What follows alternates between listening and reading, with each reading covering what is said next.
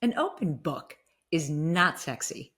When you're out meeting people and you want someone to get to know you better, laying out your whole life story is really not endearing them to you, and less is more until you really get into a deeper relationship.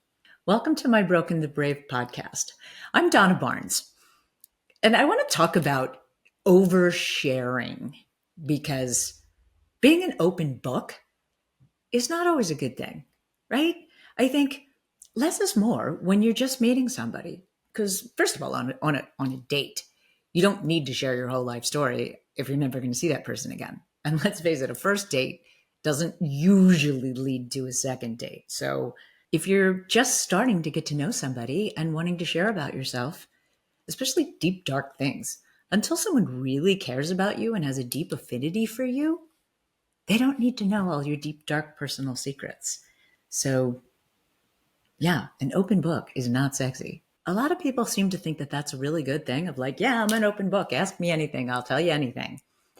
It's not so when you're beginning a relationship or really wanting someone to get to know you and to start to care about you.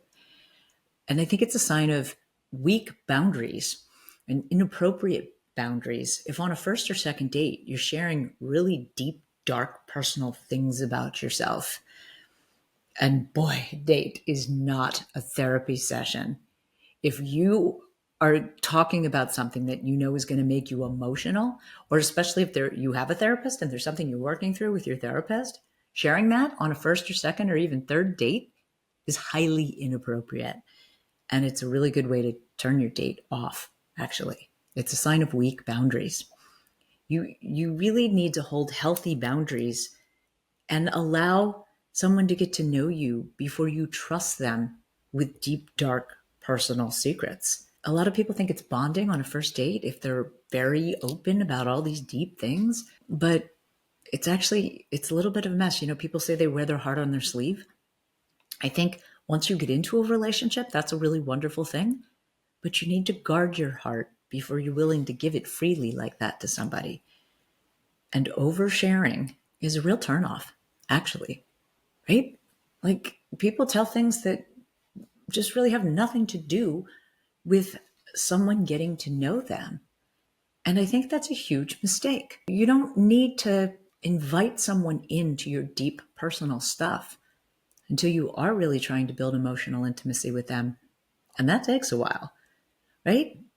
Like I always say, you can give somebody the benefit of the doubt, but trust needs to be earned. Someone really needs to prove to you that they're trustworthy before you should want to share any deep, dark personal secrets. And most definitely, stuff that you're working on, once you're in a relationship, it's nice to be able to share that with your partner. But if you're just meeting someone and just getting to know someone, that's oversharing. And it's really not healthy. It's a sign of weak boundaries. Less is more. And I think the more that you value your interpersonal stuff, the more empowered it makes you. And look, some other people don't have healthy boundaries. So if they ask you things that you're uncomfortable with, then you can certainly say, hey, you know what? That's kind of a deep story. I'd like to save that for later if that's okay. And if they push, that's a massive red flag to you, should be, right? I think people will ask so many inappropriate questions. And look, people do that in everyday life, right? Couples are married, they don't have kids. They ask them if they're trying to have kids or if they want kids or why haven't they had kids yet? I mean, that's a completely inappropriate question. It's none of your business. You have no idea what's going on in that relationship. Maybe they can't have kids, right? And that's just one example. People ask all sorts of inappropriate questions.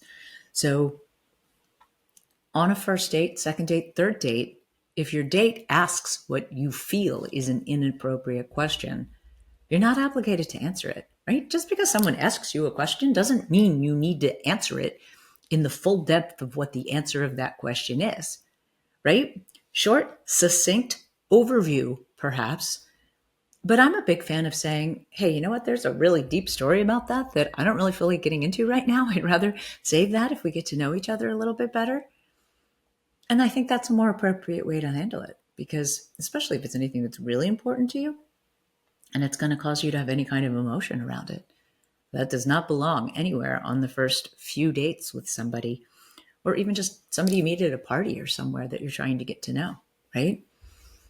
Wearing your heart on your sleeve by being an open book is not sexy, and it's really not helpful to endearing someone to you.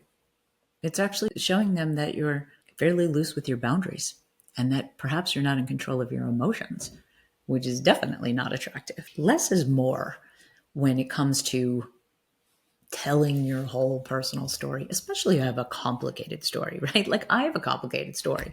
The simple question of do you have siblings is really complicated because I was adopted and I have my actual sibling that I grew up with, right? But then I actually now know my biological family, and I have some biological siblings that I didn't know about until I was an adult, right? So that's a succinct overview of that story.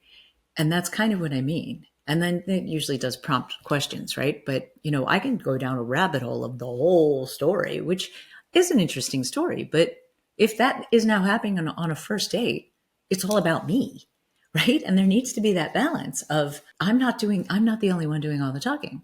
I also want to find out about you. And what is your story? What is your life like? So that's kind of my point, right? The problem with being an open book is then you tend to then monopolize the conversation in wanting to tell everything about you, or, most things are not succinct stories if you're an open book, right? Like one thing leads to this and then to that. And then now you're talking and talking and talking and talking. And you're, even if your date seems interested, you also want to get your date talking. You want to make your date feel like you're interested in learning about them too. It's not all about you.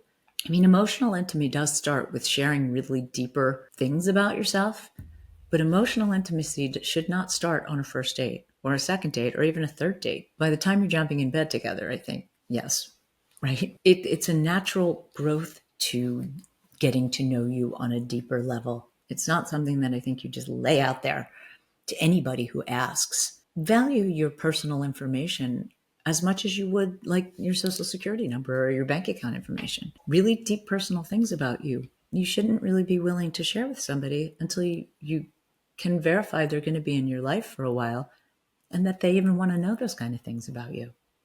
It's a lot to dump on somebody if they're not really that interested in you, right? You don't want someone to go home from spending an evening with you feeling like, oh, geez, I'm grateful to be out of that, right? And being an open book can sometimes foster that. Just something to think about. So if you feel like you struggle with boundaries, that's definitely something that I specialize in coaching people. We can talk either on Zoom or any kind of video medium or just on the phone. If you're struggling and would like some extra help, I am available for personal coaching. The link is in the description below. You can find out more about coaching with me. And I always look forward to your comments or your questions. So thanks for watching, and I look forward to seeing you in my next video.